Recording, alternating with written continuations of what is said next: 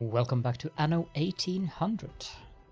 Now, we have a lot to do, but mostly what I've been doing between episodes in this specific instance is that I've been looking for specialists, and I have started to import some coffee from Madame Kahina, so that we can fulfill the needs our engineers have for coffee without having to set up stuff in the new world. It's not really that expensive anyway, so I might be doing or going in a slight deficit due to the trade, but it's okay. And she can supply enough coffee for quite a while. We are using 2 per minute, and I think she replenishes at 5 or 6 per minute, so it's not really a huge issue for the time being, at least. However, I want to move on to expedition. We need to go to Enbesa. So, to the Land of Lions we go. And I want to do this in this episode. I want to make sure that we are in Enbesa at the time this episode ends. The best ship to be using for this one, if you want to have all the rewards you can get along the route, would be the Great Eastern. I do not have access to that yet, so we're going to use a good old ship of the line here. The ISL Emperor Riv. I've already stocked it up with what I think we are going to need for the journey. This might involve a reload or two. That will most likely be noticed if it happens, but we do not want all of the items that we can get on the way there, which is, well, literally impossible too. We can't get all the items on the trip down there because I do not have enough slots in the ship. But there are a couple of the items that we definitely do want. They are not required to get, as in you're fine to skip them if you just want to get to Enbesa as soon as possible. But in this specific instance, there are a couple of those items that will be definitely beneficial for me to get now early on, so that I don't have to think about them later. So let's just start the expedition and send the ship off into the world. The other thing that we should consider doing is... oh, yeah, I also... that is kind of important. We have a peace treaty with... or a trade right and peace treaty with Anne Harlow. Should every little bit could make a difference. See if I can get Jean Lafortune also to like us a bit more. So I will be maintaining a non-aggression pact with her. We can also do non-aggression pacts with Bente and Ching. Apparently they do not want to respond to that, while the newspaper editor is... Yeah, that's fine. I always misclick between these two. Trust will be so pleased. Like water on hot stone. There we go. So we should start pondering setting up a site here in the new world.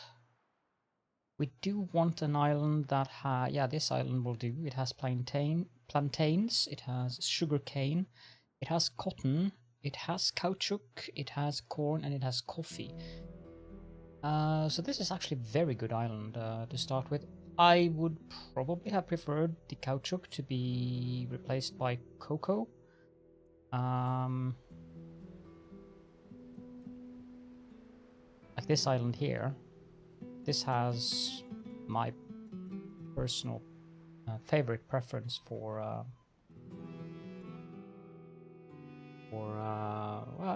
fertilities, but this island is a bit of a pain to build on. There's not much room and there's no oil. Brave enough to show such empathy. This island has oil, nicely grouped up here. 21 oil springs. 2 of them are on the wrong side of the river. Some of them, these are going to be a little bit annoying. The other ones are over here, so that's nice. This island is probably one of my favorite islands in the New World in terms of building space. It has 4 clay deposits, which is kind of insane. I'm not sure how much clay deposits we are going to use in the New World, but at least 1. Let's just build Amazing, you know here. what to do with them all. So this will be a... I have no idea what to call this place.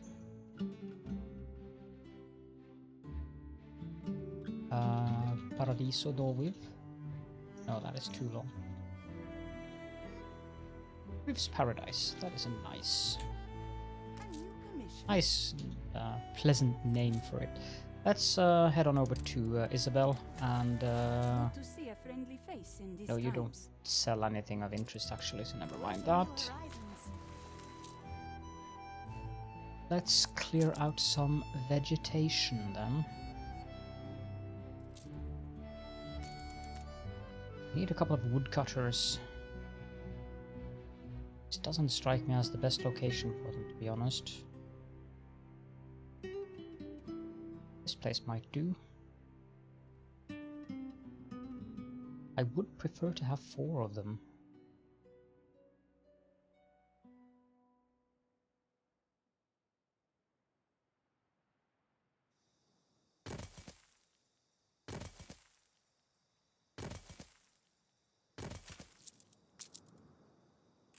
I wish to spread harmony.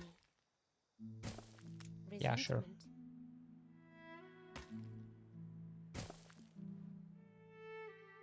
Okay, we only need 1 bridge. That is good.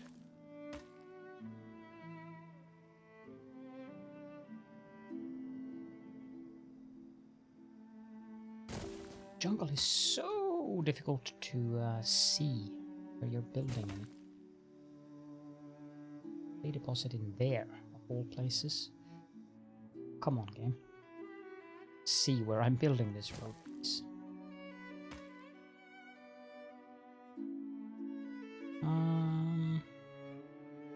Let's go with that. Okay. I'm going to use the free workforce we have here for now.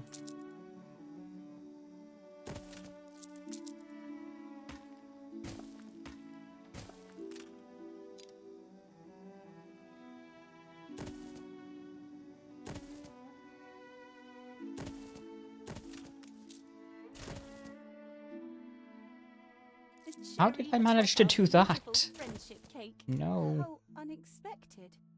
Well, that's too bad. Need a couple more workers, though.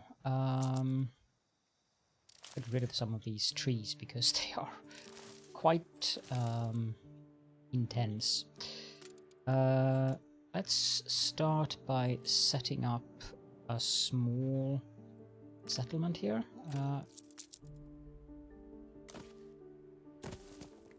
10 by 10 down here as well.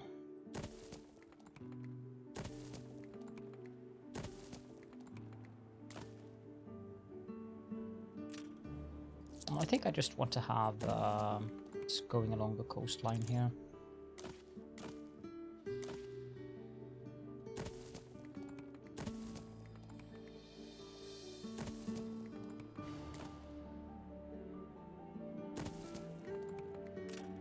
Have a marketplace there and leave space here for well, it's not here, but the church thing. Chapel or whatever it's called in the New World.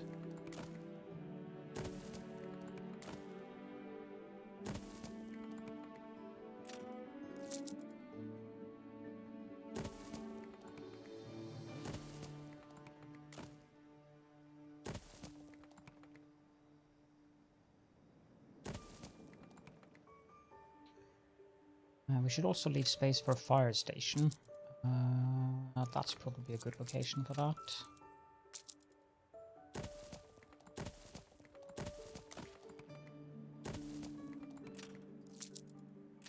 Oh, for crying out loud.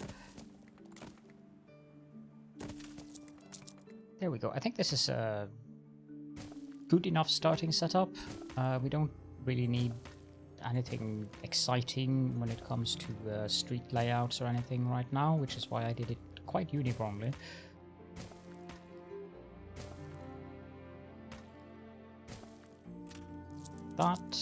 Do that, upgrade a couple of these. A new milestone. So we need 50 Journaleros before we can get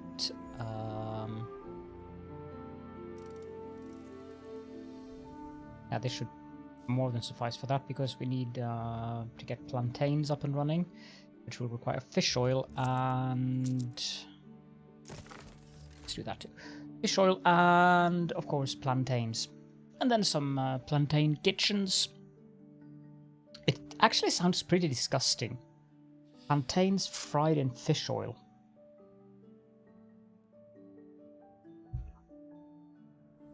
I mean, I've never tasted plantains. I know that they are quite different than bananas in taste.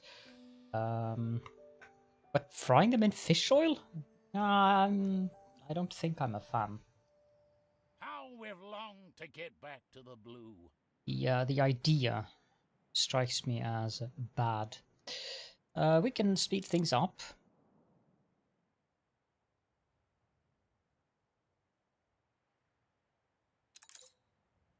There we go. Now we can build the fish oil factory. This causes vulgarity. And the plantain plantation. It's a tongue twister.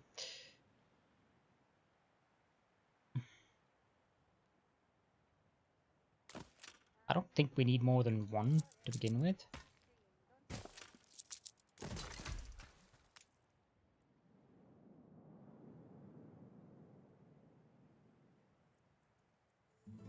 As for the plantain plantation, over here seems like a good location for it. You guys know that I prefer to build my... I'm going to build the road all the way over there, since I probably... Nah, the bridge is not going to go there, actually. Okay, trees, go away. I'm not going to have any woodcutters here anyways.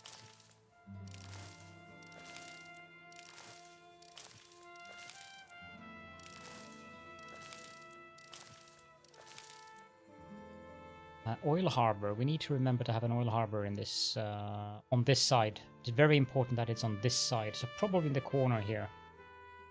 But I'm not going to be worrying about the railroad layout just at this time. We do that. We are going to set up a plantain plantation. Takes 128. Oh, also one other thing that I did do a little mistake on in the last episode. I think that was when I mentioned it. I don't remember exactly, but when it comes to oil, we have enough oil for 2 power plants and 1 fuel station, because a fuel station only requires 1 ton of oil per minute and is enough to supply 20 tractor sheds. I thought it was 4, but it is not. So, oh, which also reminds me that we need to go back to the old world. Maybe get the fields up and running as well. I think we should be fine. We can't see it yet. Old world. There was another thing that I did, which was that I found a refiner, which is 20% productivity on all of the, or rather on both of the oil refineries. And I also found that I had this prospector, so I will not be using him probably later on, but 50% maintenance cost drop off right now is not a bad thing, since these are expensive, 250 a piece. I also swapped out the Brasserie Patron Mertens with the Exquisite. That gives us a little bit of a happiness penalty, but 30% income per house. That is why our balance is so nice currently. We are producing enough of the needs anyways, so it's not a big problem actually. Back to the new world. We are going to have to wait for the... Wait, there was a quest up there. I fear my plea shan't be heard. Even with aid, I fear it shall not. Find and collect the pastry chef. Rainbows follow you. Thank you. There's another quest. I'm only a cog. Is you spare a thought for us? He wants 8 tons of bricks. A A little love is all Tanner. we ever Okay, want. sell him very likely. Okay, that seems to be it for now. I'm a bit worried. I thought I heard Bente's voice.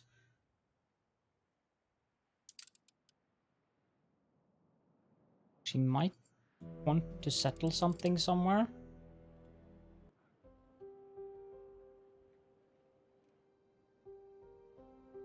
I might allow the AIs to settle on these two islands here. This one is not particularly...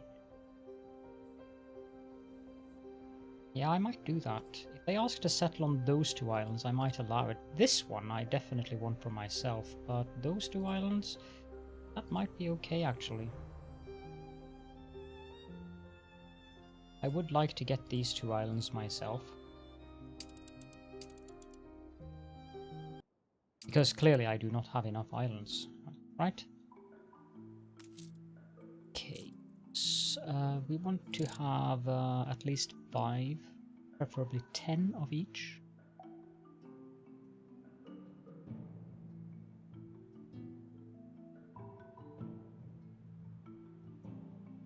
I'm going to have to set up more plantain kitchens. Rather quickly as well. Let's just keep costs down to a minimum for now. Let's upgrade... No, we need Obreros before we can do that. Let's build the bridge then. I think that... Let's see here. If we have a road going in that way... We can set up a plantain kitchen... there. We still can't build fire stations down here. Away.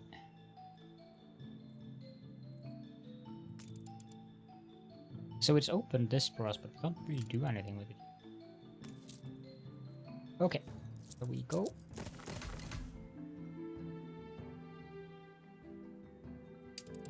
Get back to the old world and send a ship down with some construction materials. Wood is not really that necessary. I want to equip the port dealer for the 60% cargo slowdown. Just for this little trip and go to Wib's Paradise. I also think that I'm going to do C for city instead of A because it looks kind of silly that it says A Throne of Wib, A Wib's Paradise. And I think that's going to be fine.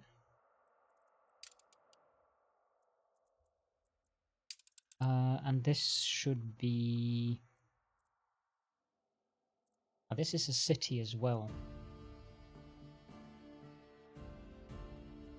But I'm going to do D.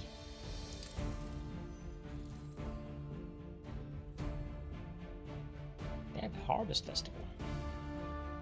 So C for city. I would have used V for village, but...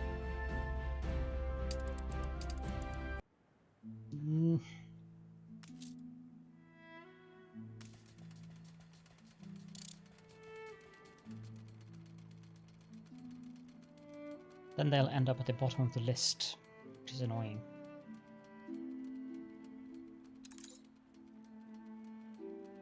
Just say the word.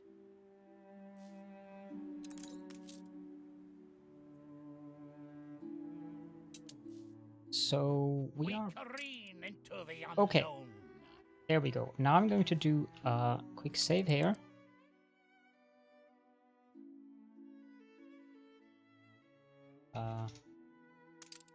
Caledorn, lol. Let's see. I need the guide up for this. Fight if we must. We are going to go to Alzouk first.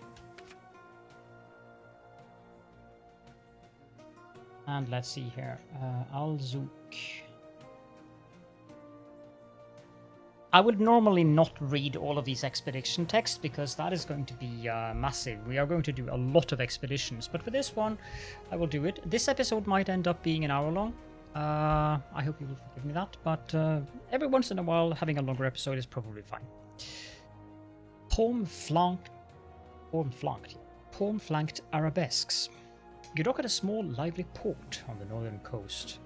While most of your crew replenish supplies and repair the damage suffered in a recent storm, some decide to head off to explore the local souk. Streets fold and unfold into each other, bedecked in a wild array of colours and dizzyingly heady unknown scents, which so confuse your sailors that they become lost in the weave of passages. Seeing their distress, several young men in beggarly clothes offer to guide them through the maze. We can either go with navigation or we can go with diplomacy, so we are going to examine the ragged men to find a suitable guide.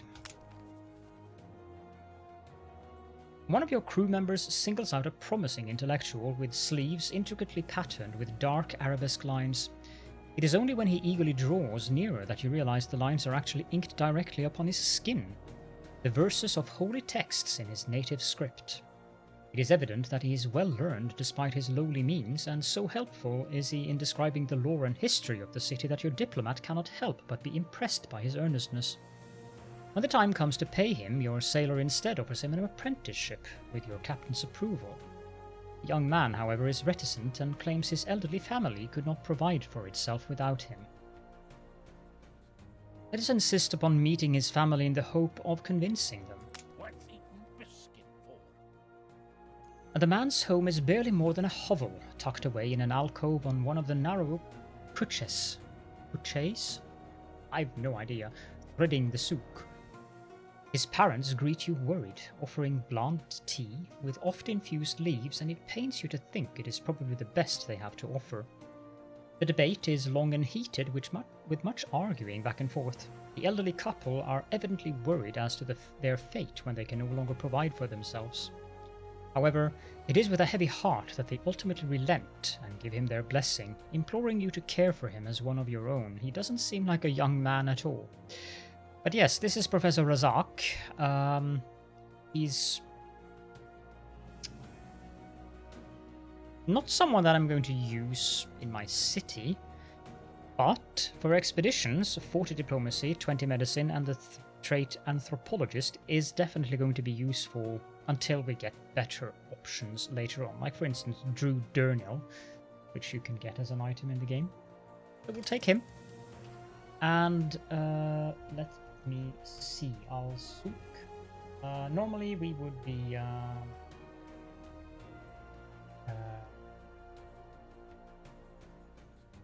that one.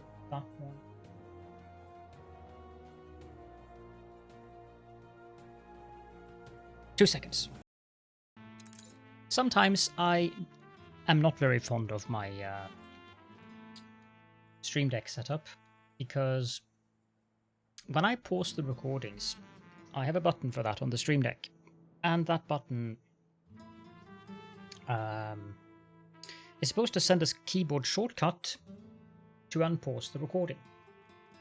Sometimes it doesn't do it, and I don't notice it. Thankfully, I haven't lost a lot of stuff in what happened. But basically, we got Professor Razak. I threw the beer overboard.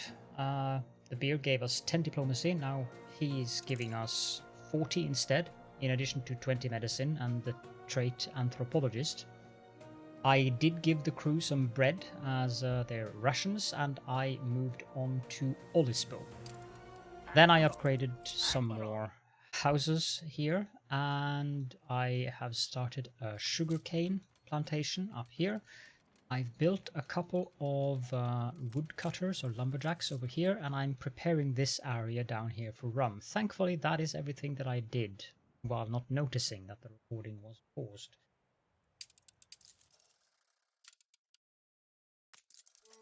Let's go to the old world and let me find a guide. A streetcar named Olispo. The lights of Olispo glimmer through the spray as your sailors hasten to secure their mooring. Music and merriment spill from the narrow streets, wafting aromas of warm bread and savory fish fresh from the tide.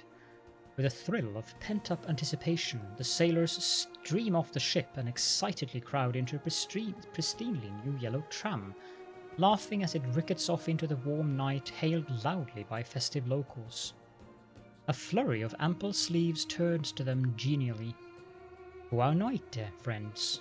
From whence does this tide bring you? We're going to lie and say that we hail from Il Campanile. Too cultured for us scrubbers. Maravilloso. I have kin there, wonderful people, and hard-working to a fault. Come, we must drink, and I know just the place. Follow me. The sailors clamber off the tram gracelessly, unaccustomed to its peculiar rhythm, before following the man through a maze of passages lit by antique oil lamps hanging from balconies. Stopping before a low stone arch, he reaches through the overgrown ivy, pulling open an unseen door. A flare of chattering and low lights greet you, wafting dark-scented spirits and fresh roasted food. Try the pastéis de nata, our sweet, secret custody pride, and of course our famous port. But we shall refuse to order. Jose casts a disappointed glance upon your crew. I had hoped that seamen would be more adventurous. You would insult us by refusing bread and wine offered in the spirit of friendship? Or are you simply too close-minded? He scoffs. You can find your own way out, I am sure. Before any of your crew can object, he swivels and disappears into the crowd. Determined not to conclude the evening on so dispiriting an encounter, you head back to the tram and ride it through the city, back to the harbour through the most circuitous route available, enthusiastically remarking upon the wonders of the modern age between every clank and rumble of the car. Let's climb back onto the tram. The yellow tram lurches into movement, starting its trundling jaunt down the street. Suddenly a cry rings out. An ornate horse-drawn carriage is hurtling towards the crossing. The look of terror on the coachman's face makes it clear he has lost control of the horse. With a shudder, the tram stops not 3 feet from the carriage, startling the creature to a halt. Terrified, it rears impossibly high, its hooves crashing down inches from the carriage. There is a strange garbled cry, and a man's face appears at the window, livid and with top hat askew, pleading for help.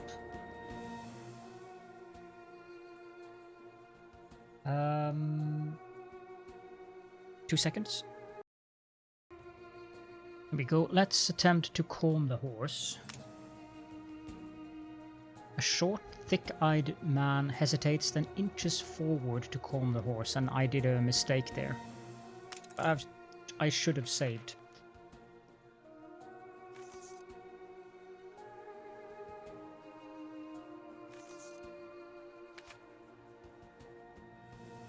Okay, let's see here. Load game. How far back? Okay, so 6 minutes.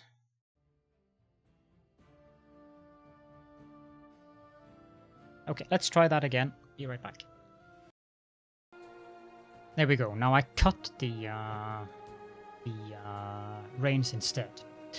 A lanky young topman swiftly reaches into his coat for a carving knife and leaps forward.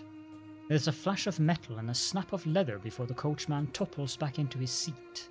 The horse whinnies and heads off down the street at a gallop, scaring passers-by out of the way. As it rounds the corner, it bowls over a young girl, sending her barreling into a pile of glaring dead-eyed odd which collapses on her. However, only then do you remember the stricken cry you heard from inside the carriage. We're going to rush to the girl's aid and hope that well, can I? That is a very annoying bug. And I don't know why it does that. Let's go to the old road. Sorry about that. I can go out, so what I can do then is I can save.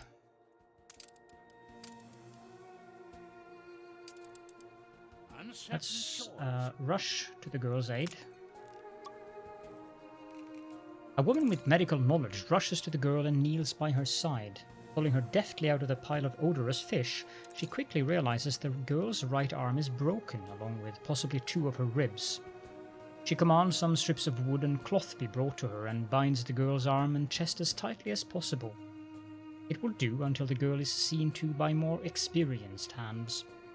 As the girl's mother steps in to help her daughter up, she insists upon rewarding your crew for their selflessness. We got some morale bonus from that. And the next place we should go to is not... yeah, it's the Crocodile Delta. No, it isn't. It's the Ancient Labyrinth. Give them some bread. Apparently we have a quest here that I haven't fulfilled. We must not rest on our laurels. On coffee. So very coefficient. Ooh, a ship piston engine. Ah, it's an activation one, but it's 21,000 gold. I'm going to sell it. Okay, so we were working down here on getting rum. They also want ponchos. But I wanted to set up a couple of these.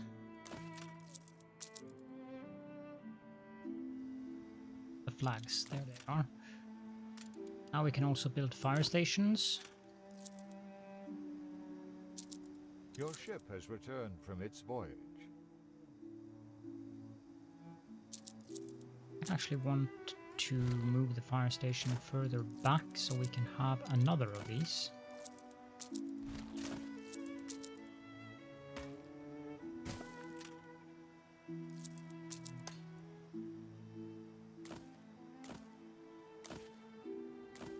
Yes, we are going to be producing a lot of rum, so I have good reason for putting up this many of them.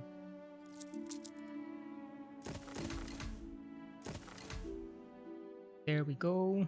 And let's see this mission. I don't like to ask for much. Bring back the good old times, boss. Need to take a photograph of the Journalero family.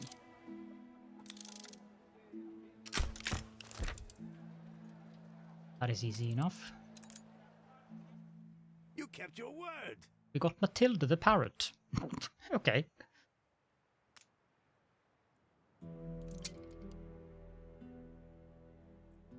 Okay, next up is ponchos. And I don't think we need many of them, but let's see here.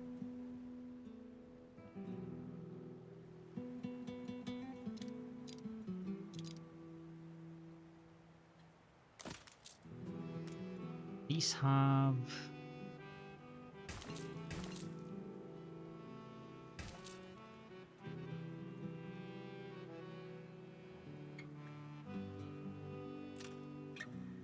this isn't ideal in the layout. I can put it there though.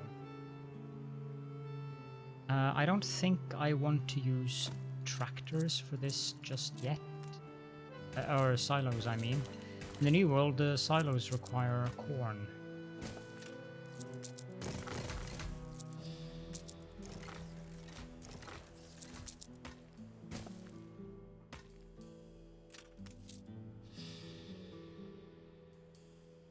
It's 30-30, so we need a couple of poncho darners. I think this is a decent enough location for it.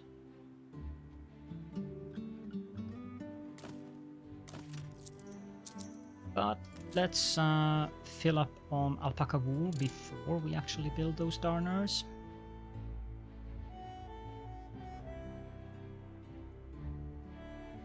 All hands at the ready.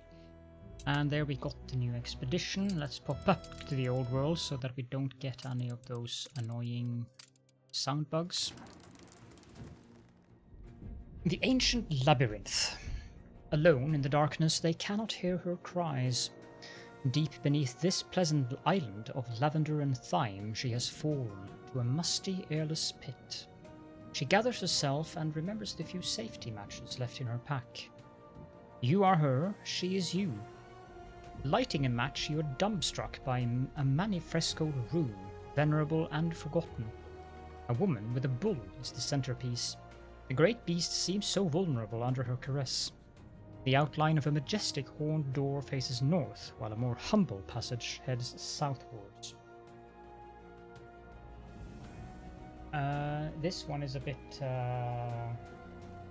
interesting.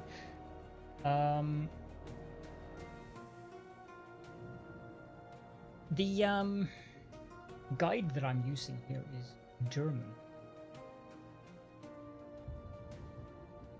Makes it a bit difficult for me to pay attention to. I think we want to do the humble passage here. In the next chamber, you find a set of stone shelves with fragments of wooden figures upon them. Men, horses, and bulls. Toys, perhaps? A distant growl rumbles across the walls, stirring dust from a pale fresco. Facing east, a swan door.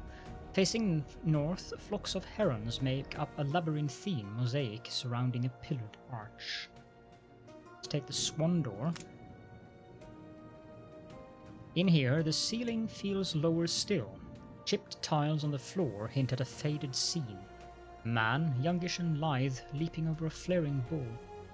You lean in for a closer look and notice all the tiles in the room are adorned with bulls' heads. We are going to go out here and we are going to save.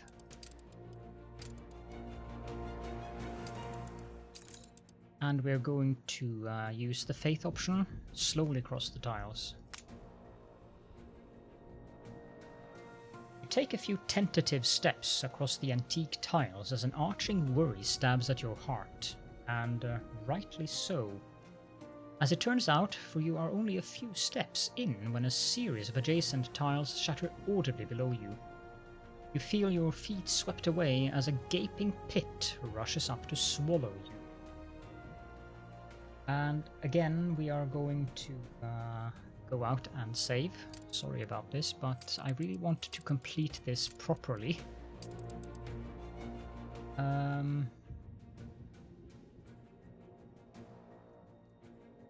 We are going to have to climb to the edge of the pit, or cling. And we failed, so be right back. You lurch forward and grab one of the edges, pulling yourself up and out of immediate peril with a final leap towards the end of the room. As the tremors ebb away and the dust settles, you look around. A narrow stairwell leads down into the dark to the east, while an uneven set of steps heads down into a wide passage to the west. The depths grumble and growl eerily.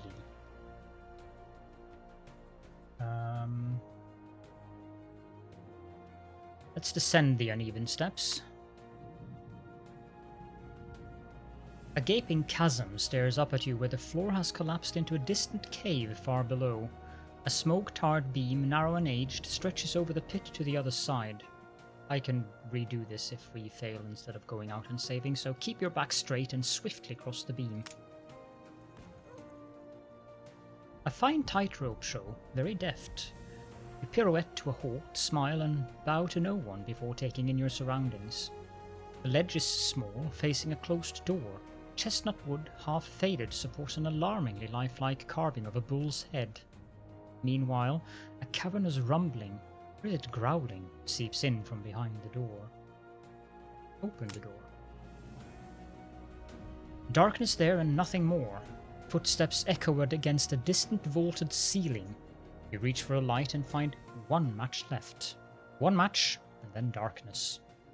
Strike your last match. A dusty ochre light reveals a wide room with ornate frescoed walls, the most striking of which is a contest between a hero and beast, half man, half bull. Your eyes widen. A sudden growl surges into a roar behind you. You swivel to face it, but a powerful breath smothers the feeble flame at your fingertip. You have just enough time to distinguish the flared nostrils and sharp horns of a colossal bull before the darkness swallows you. Stand absolutely still. You hold your breath, not daring to make a sound. Silence seeps through the shadows. After an eternity, you dare to stretch out your hand and feel for the beast. fingers find cold stone, tracing a jawline and then an eye, a statue. Lifelike to a fault, and of the finest craftsmanship, you discover that the brackish warm air gushing in from a hidden aperture in the wall on which it is set is being amplified ingeniously by the marmoreal beast's mouth. A momentous discovery. An entire civilization, a hidden culture, a forsaken sanctuary, an epic for the ages.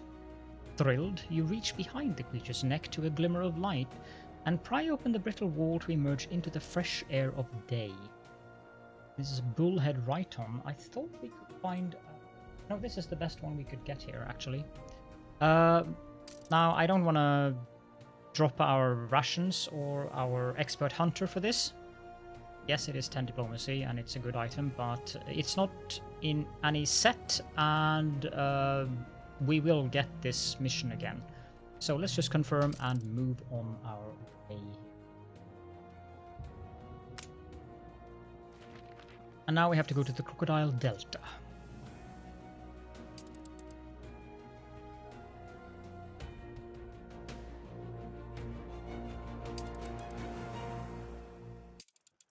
I'm a bit worried about the length of the episode because we have 5 sites left.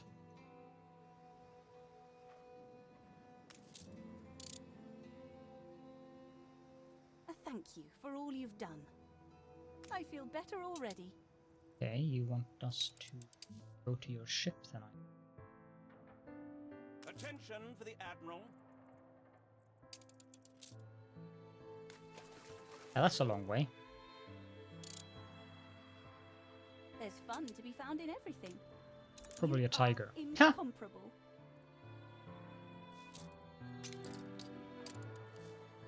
New orders? Oh, that's nice, I suppose. 10, good. Let's build the garners. We'll have a look at our citizens over here. So the last thing they need is a chapel, which I said we would put here. And we should also put down that fire station. This should cover this little square here quite nicely. And I think we can upgrade more houses. Yeah, we probably are going to need more fried plantains, but this should cover us in terms of ponchos for quite a lot of time. Let's try to speed up things with the expedition. What I can do is put down another plantain plantation. Ceasefire has ended.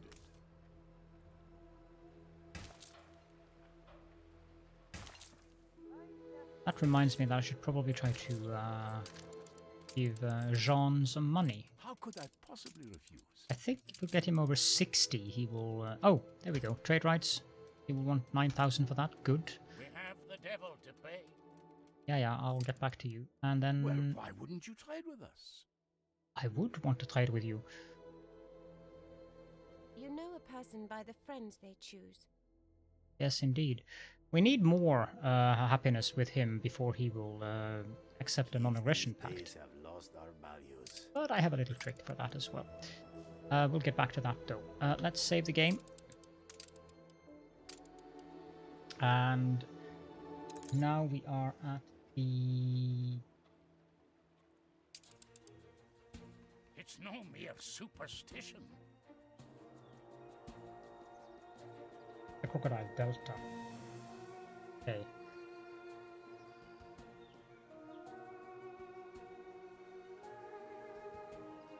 Yes, it is. Tomb Raiders. You are alone, seeking the fabled and lost necropolis. A fable that seems just about credible when eyeing the pale golden shimmer of the windswept dusk from beneath the seat of your camel.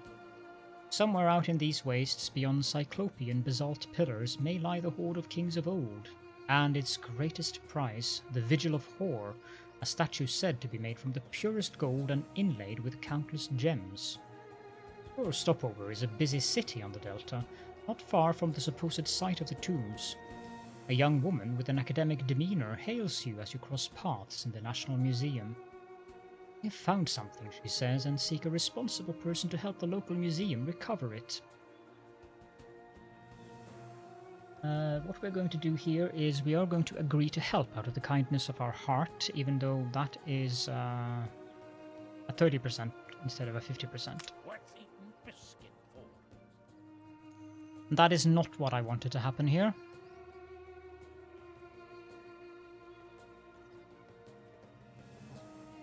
Not at all, actually. Although this one is pretty difficult. Ah, I did a mistake there. Well, no, the journey doesn't continue. So, you recognize the insignia of the prestigious House of Sands University on the young woman's lapel? An erudite scholar, no doubt. Explaining at great length that she cares little for riches and only wishes to see the history of her people return to this museum, she lays a ragged, age-tarnished map on the delicate table in a musty back office. Strange symbols abound all over it, etched over crisscrossed lines that all lead up to a city facing a jackal's head. Asiote, as mentioned in the Book of the Dead. It reads, "Follow the opener of paths, Anubis, the divine embalmer who holds the key to Asiote. We need to find where the trail begins." We don't want her, though.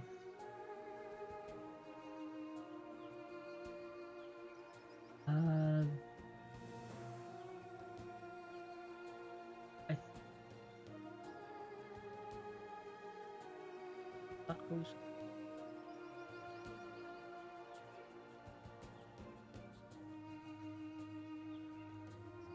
Yes, we have to take this one.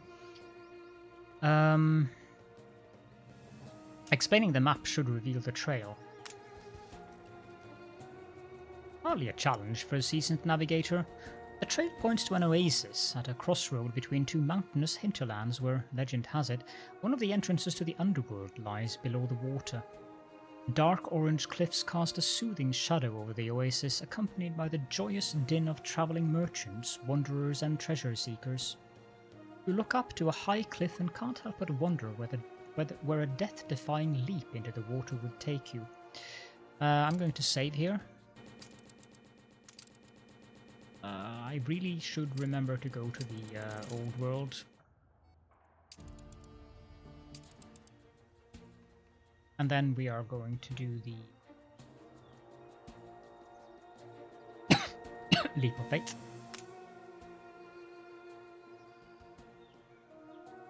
And we failed that one, so back. You nimbly climb the burning rock. You take a sharp breath as you step to the edge of the cliff. Then air rushes around you as you fall. You sip into the cerulean waters below with barely a splash, fearlessly avoiding a series of cruel spurs that jut up from the shallows. As you open your eyes, a strong current drags you through a series of algae-clad passages before a series of weird lights invite you to push upwards into an air hole. Your faith is rewarded.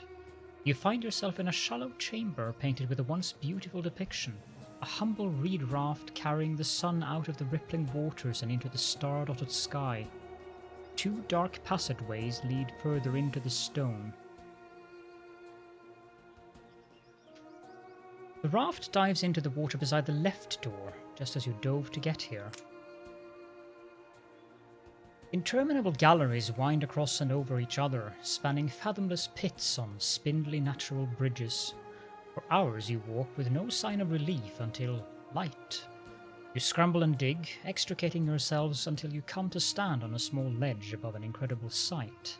A vast necropolis scattered with dusk-clad pillars, strange pyramids, and cyclopean arches spanning fathomless chasms of darkness. At the center of it all, casting a shadowy pall over the city, stands a mausoleum of godly proportions.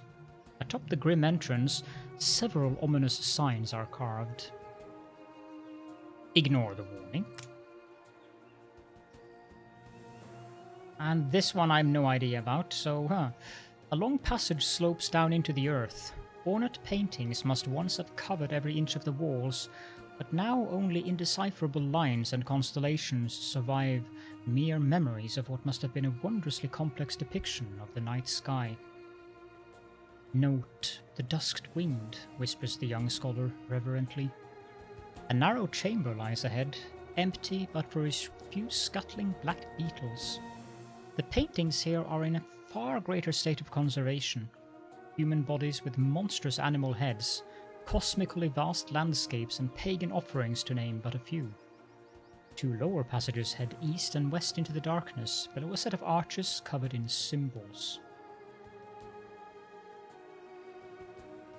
I'm going to save, but I think I know which one I should do. I think we should do the one with the 2 symbols. So enter the passage marked Anubis and water. She was but a few paces ahead of you, but all of a sudden the scholar has vanished. Perhaps something awful befell her, or perhaps this is indeed the correct path and she no longer has use of you. Ahead is a low-ceilinged hall surrounded by ornate dusky pillars. A sealed door, unadorned and heavy, is carved into the opposing wall. All around it stretches a masterfully painted scene, a set of giant scales, one bearing a beating heart, the other a feather. Anthropomorphic beasts take careful note of the proceedings, while a ghastly fiendish monster snaps at the heels of a line of terrified figures. As you look around, a strange and distant howling startles you. A hidden door is very slightly ajar, betrayed by the wind blowing over its threshold.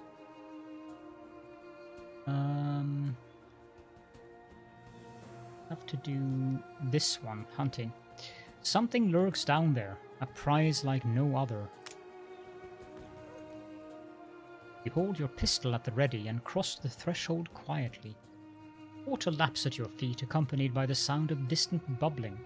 Crocodiles, you suspect. How do they survive down here? You may be about to find out. The predators slink through the water towards you, and you need to act fast. A crackle of shots is soon followed by the warm smell of blood welling into the water. After a brief moment to catch your breath, you strike a match. The flickering glow only briefly lighting the floating corpses of 2 colossal beasts. Crocodiles of unholy proportions, their scales pale as bone. The crimson waters reassure you, however. If it bleeds, it can be slain. Forge ahead. A high chamber stretches into the darkness around a basalt pyramid. At the pyramid's bone-white crown is a pedestal bearing the fabled statue of Or. Standing before it is the historian. She seems entranced, her fingers inches from the statue's exquisite golden limbs. Her mutterings echo strangely. At last they will know. Such opportunities. Never want for anything again. Something draws your attention at the foot of the pyramid. Slithering there, a patch of restless and unworldly darkness. The historian's hand reaches out towards the statue. And I need to look up this word here. It is her price now. Turn away. Grim whispers echo strangely from the shadowing confines of the chamber. A swirling, cloying sensation almost knocks you over as something wakes. The historian's mutterings grow louder, deafeningly louder, painfully louder. A resounding crack follows, as if bones were shattered, then silence. When your eyes open, the chamber is empty. The light from your torches flickers dully on the statue. Sand, great pyramids of bleak sand, piles high against the chamber walls. The historian is nowhere but to be seen. Deciding it is best not to linger, you wrap the statue carefully and respectfully before retreating gleefully out of the necropolis. We get the horror statue, which I'm probably going to leave behind as well, because I think we need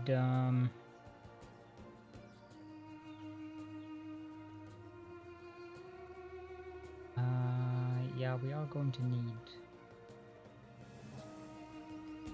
hunting at the next location.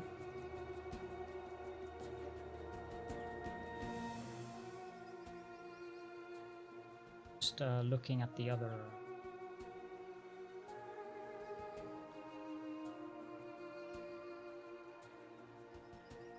Yeah. We're going to accept it, but we're going to confirm and throw it overboard. And continue our journey. And now we have to go to the Kulisma Canal. Let's feed our crew. We're down to 86%, that is not a problem. However, I don't want this to be a 1 hour 30-minute episode, so we are going to wrap it up here, and we're going to continue the expedition. There is still 4 sites left. We've done 4 of them now. We're going to continue that in the next episode, while we build up our new little city in the new world. But for now, thank you all so much for joining me. If you have any questions and or comments, then please do feel free to leave those in the comment section below, and I hope to see you all in the next episode.